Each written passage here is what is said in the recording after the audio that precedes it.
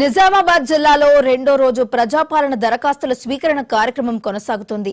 ఎంపికపైన లబ్ధిదారుల వివరాలను తెలియజేయడంతో గందరగోళం నెలకొంది. ఇందిరమ్మ ఇళ్లు లబ్ధిదారుల జాబితాలో మాజీ నుడా చైర్మన్ భార్య పేటు రావడంతో బీజేపీ నాయకులు అభ్యంతరం వ్యక్తం చేశారు. దీనికి సంబంధించి మరింత సమాచారం మా నిజామాబాద్ ప్రతినిధి రాజు అందిస్తారు.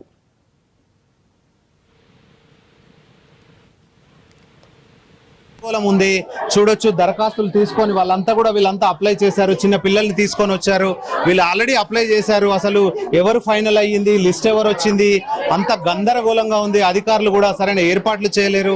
చూడొచ్చు, వృద్ధులంతా కూడా అక్కడ కూర్చున్న పరిస్థితి అయితే ఉంది.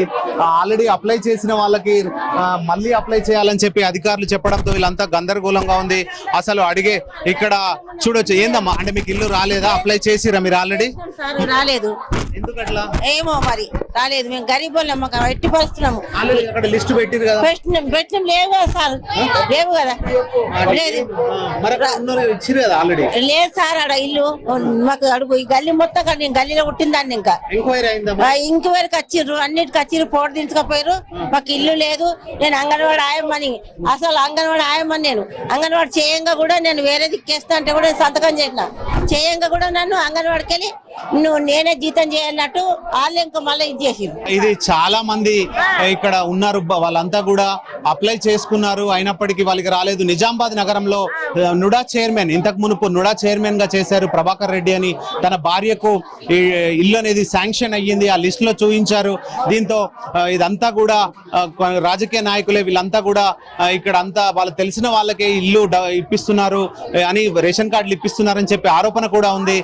చైర్మన్ భార్యకు రావడం ఏంటని చెప్పి ప్రశ్నిస్తారు. మనతో పాటు బీజేపీ నాయకులు ఉన్నారు. అన్న చెప్పండి, ఈ ఇళ్ల విషయంలో చాలా గందరగోళం ఉంది, సరిగా ఎంక్వైరీ జరగలేదని చెప్పి ఆరోపిస్తున్నారు. ఎట్లా చూడొచ్చు?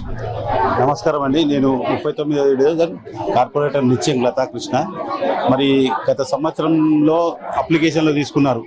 డబుల్ బెడ్రూమ్లో ఇల్లు కానీ, ఇందిరమ్మ ఇల్లు, పెన్షన్దారులు కానీ, ఇంకా ఇతర లబ్ధిదారుల కోసము ఒక సంవత్సరం గడిచినా కానీ అప్పటి నుంచి అప్లికేషన్లు ఇచ్చిన వాళ్ళు మళ్ళీ ఇప్పుడు కూడా రివర్స్ అప్లికేషన్లో ఉన్నారు. ఎప్పుడు చూసినా తక్కువ తరగగా. ఇప్పుడు చూడండి, మీరు నిన్న గతంలో చూశారు, ఒక కార్పొరేటర్, మాజీ కార్పొరేటర్ గారిది కూడా ఎంక్వైరీలో వచ్చిందంటే అర్థం అంటే దీనిలో ఒక కార్పొరేటర్ది వచ్చిందంటే అర్థమైనా ఈ సర్వే చేయలేదని. తక్కువ తడకగా చేసినా, ఇంకేదన్నా డబ్బుల విషయంలో కానీ ఇంకేదన్నా తీసుకొని వాళ్ళ విషయంలో ఎలాంటి పొరపాటు జరిగినా మేము వాళ్ళు కాంగ్రెస్ నాయకుల ఇల్లు ముట్టడి చేస్తాము. లబ్ధిదారులకు వచ్చే వరకు మేము ఖచ్చితంగా మా తరఫుకి పోరాటంగా ఉంటాము. ఇది జిల్లా మొత్తం కూడా ఇదే పరిస్థితి ఉంది. లబ్ధిదారులు ఆల్రెడీ అప్లై చేస్తున్నారు. వాళ్ళకు వాళ్ళు ఎంక్వైరీ అయ్యింది, ఫోటో కూడా దిగినప్పటికీ కూడా మళ్ళీ వాళ్ళకు పేరు రాకపోవడం, అసలు అనర్హులకు ఇచ్చారు అనే వదంతులు కూడా ఉన్నాయి. దీంతో జనాలంతా కూడా గందరగోళం ఉంది. జిల్లా వ్యాప్తంగా కూడా ఇదే పరిస్థితి ఉంది. మనతో పాటు కొందరు నాయకులు ఉన్నారు. అన్న చెప్పండి, ఇప్పుడు ఈ ప్రధానంగా కొందరు అనర్హులకు ఇక్కడ లబ్ధి చేకూరిందని చెప్పి ఆరోపిస్తారు. దాన్ని ఎట్లా చూడొచ్చు? ఏదైతే ఈ ప్రాంతానికి సంబంధించి 39 డివిజన్ సంబంధించిన నిరుపేదలు అయితే ఉన్నారో వారికి అందరికి కూడా లిస్టులో పేరు ఇవ్వడం జరిగింది. మరియు దాంతోపాటు వాళ్లకు ఏదైతే 27వ రోజు అధికారికంగా వాళ్లకు ప్రొసీడింగ్స్ ఇవ్వడం జరుగుతుంది. మేము ఒకటే చెప్తున్న, ప్రజలకు ఇబ్బంది పడకండి. ఖచ్చితంగా ఎవరైతే పేదవాళ్ళు ఉంటారో ఆ పేదవాళ్ళకు ఖచ్చితంగా ఇస్తారు. ఇండ్లు ఉన్న వాళ్ళకు రావు, ఇల్లు లేని వాళ్ళకి వస్తాయి. ఒకటి ఖచ్చితంగా ప్లాట్ ఉంటే ఫస్ట్ లిస్ట్లో వస్తుంది, ప్లాటు లేదు ఇల్లు లేదంటే సెకండ్ లిస్ట్లో వస్తుంది అని ఖచ్చితంగా మా యొక్క ముఖ్యమంత్రి గారు చెప్పిన ప్రకారంగా మేము కూడా అందరికి చెప్తున్నాము, అందరికీ తెలుపుతున్నాము.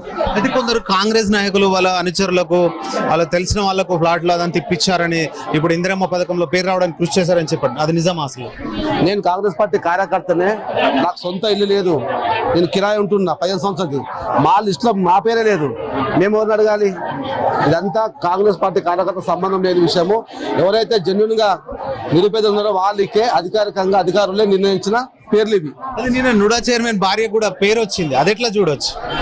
అది ఇలా మనం చూసాం పేపర్లు ఏమని, నేను తెలంగాణ ఉద్యమంలో పాల్గొన్నా కాబట్టి తెలంగాణ ఉద్యమం పాల్గొన్న వాళ్లకు రేవంత్ రెడ్డి గారు ముఖ్యమంత్రి అయిన తర్వాత కాంగ్రెస్ పార్టీ ప్రభుత్వం వచ్చిన తర్వాత ఇస్తామని చెప్పడం వల్ల మేము దరఖాస్తు చేస్తున్నామని వారు చెప్పడం జరిగింది. పేపర్ ద్వారా చూసాం మేము కూడా. ఇది లబ్ధిదారులు కూడా చాలా గందరగోళం ఉంది. వాళ్ళు ఎవరైతే లబ్ధిదారులు ఉన్నారో వాళ్ళంతా కూడా మా గల్లీ అంటే ఏరియాకు సంబంధించిన వాళ్ళు కాదని చెప్పి ఆరోపిస్తున్న పరిస్థితి ఉంది. కెమెరా పర్సన్ గణేష్ తో రాజు, మహా న్యూస్, నిజామాబాద్ నుండి.